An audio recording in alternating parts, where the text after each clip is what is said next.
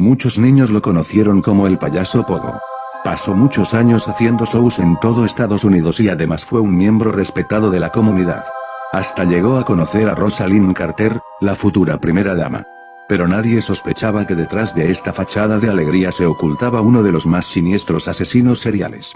Entre 1972 y 1978, John Wayne Gacy asesinó a 33 jóvenes y niños, por ello fue sentenciado a la pena de muerte. Tras varios años de juicios, en 1994 se le ejecutó con inyección letal. 4 años después de su muerte se intentó volver a excavar en la propiedad de Gacy en búsqueda de nuevos restos, pues unos análisis con radar habían mostrado ciertas anomalías en el terreno. Las fragancias del terror tienen numerosos aspectos. Esto fue lo que debió pensar el prolífico escritor Stephen King cuando se dispuso a escribir una de sus más célebres novelas, It, 1986. 4 años más tarde, en 1990, llegó la miniserie con la que el payaso, de nombre Pennywise, alcanzaría el reconocimiento mundial. Estaba protagonizada por el actor Tim Curry.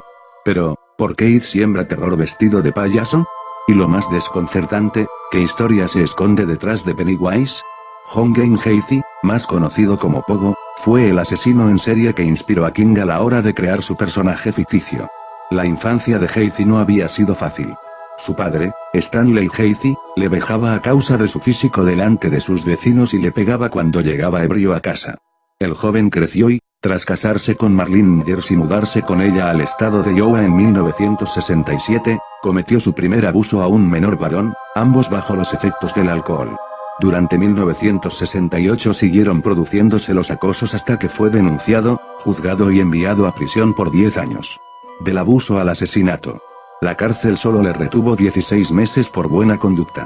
Allí se iría forjando una mentalidad política y emprendedora. Y aprendió algo mucho más importante, que nadie podría denunciarle si le mataba. Su primera víctima fue un adolescente en 1972. Le recogió en la estación de autobuses, le enseñó el vecindario y luego le forzó a mantener relaciones sexuales. Al acabar, le apuñaló en el pecho, enterrando el cadáver en su casa de Chicago.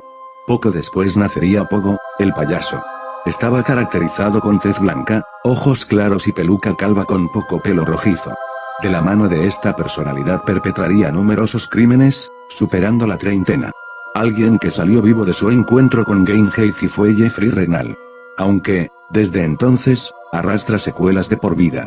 Tras recogerlo en su coche, el payaso se abalanzó sobre él con un pañuelo de cloroformo que le destrozó el hígado. Las imágenes que recuerda son del payaso desnudo, con números juguetes sexuales destinados a la tortura y con una sonrisa de disfrute. El siguiente recuerdo fue despertar en una estatua del Lincoln Park de Chicago, vestido y herido, pero con vida. John Wayne Gacy fue detenido en 1968 con 33 crímenes a sus espaldas y condenado a pena de muerte. Fallecería en 1994 por inyección letal. Allí empezó una prolífica carrera como pintor, sobre todo se descubrió como un gran retratista de payasos y calaveras. Asimismo, el propio Roger Waters dice de albergar un cuadro suyo, para asustar a sus visitas. De las 14 anomalías, solo 2 se habían excavado. En vida, Gacy había declarado haber asesinado alrededor de 45 jóvenes, solo 28 fueron encontrados enterrados en las primeras pesquisas, los otros 5 fueron encontrados en el río, justo donde Gacy los había lanzado. ¿Qué lo llevó a matar? ¿Qué podía haber ocurrido en su vida para encaminarlo en una senda bañada en sangre? Gacy creció en una familia disfuncional, donde sufría violencia psicológica y física por parte de su padre. Además, un hombre cercano a la familia lo violó a la edad de 6 años. Una vez adulto encontró trabajo estable y una esposa con la que formó una familia. Pero desde entonces tuvo problemas con su esposa por sus tendencias sexuales. Era obvio que no sentía satisfacción ni atracción por las mujeres y aún así tuvo 2 hijos. En 1967 agredió sexualmente al joven Donald Bores, de tan solo 15 años de edad, por lo que Gacy fue enjuiciado por violación y sodomía. La condena fue de 10 años. Pero si la hubiera completado quizás todas sus víctimas se hubieran salvado. Poco después de ser arrestado, su esposa se divorció de él, pero en 1970, tras pasar 18 meses en prisión, se le otorgó libertad condicional. En esos años volvió a involucrarse en la política, además comenzó a trabajar en una empresa de contratistas, la misma donde vería a sus víctimas.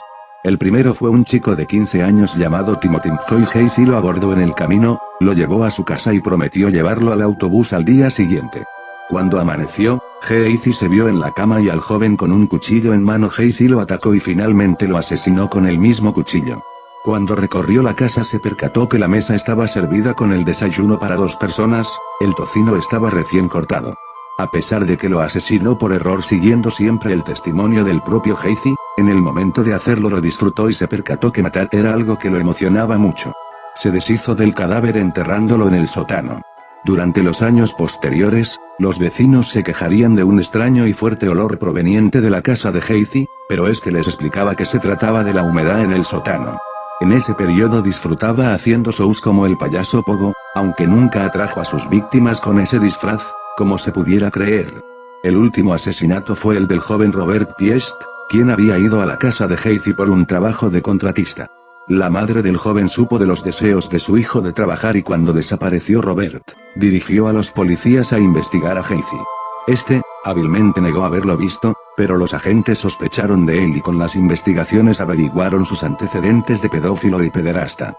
Con una orden del juez, registraron la casa y descubrieron pruebas que incriminaban a Heisey, quien no se resistió al arresto y confesó el asesinato de los jóvenes.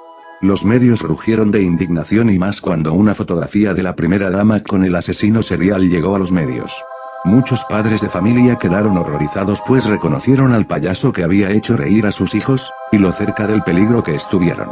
A pesar de haberlo apresado, se sospechaba de otros cómplices en los homicidios, lo cual fue confirmado por el mismo Heisey, según él se trataba de otros empleados de la empresa contratista.